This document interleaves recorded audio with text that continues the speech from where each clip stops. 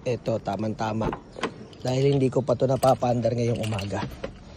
So kapag bibili ka ng lumang sasakyan na naka-automatic transmission, o kahit medyo moderno, wag lang brand new syempre. So ang pwede mong tignan dyan, pag in-start mo, cold start pa lang, yung malamig pa lahat, yung hindi pa nakaka-circulate yung mga fluid.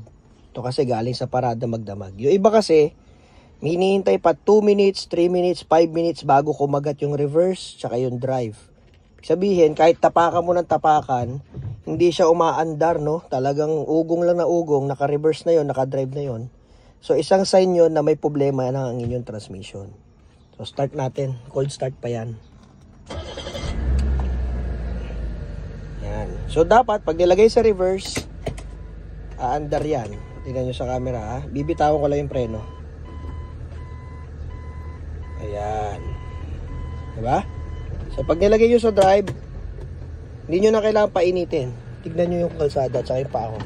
Bitawan mo lang yung preno, umaandar na dapat. Hindi mo na kailangan tulungan ng accelerator. Okay? Titigan nyo na si Junjun dahil ito na ang huling araw na makikita nyo si Junjun na ganyan. Dahil mamaya iba na itsura niyan. Tara, ito na. Uumpisa na nila to. Abangan nyo mamaya ang magiging itsura nito. Si Junjun. Titigan na natin maigi. Kasi magbabago na yun ang anyo mamaya. Tapos na si Junjun, mga kaibigan. So gusto niya makita? Ito na bago itsura yung Junjun. Ito na. Ay mali ulit.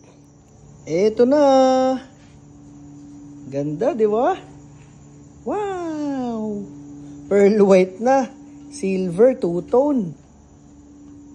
So ito na si Junjun, mga kaibigan.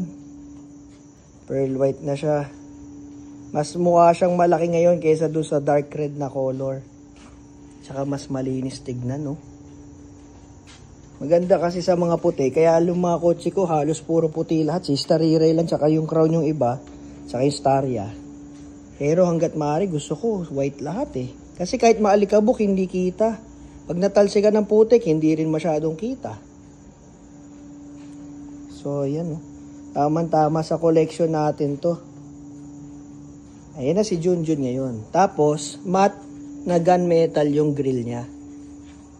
Para may kombinasyon, di ba? Oh, galit na galit, oh.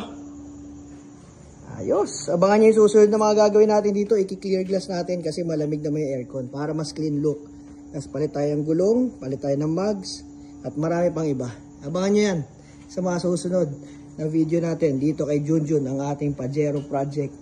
Pajero Junior.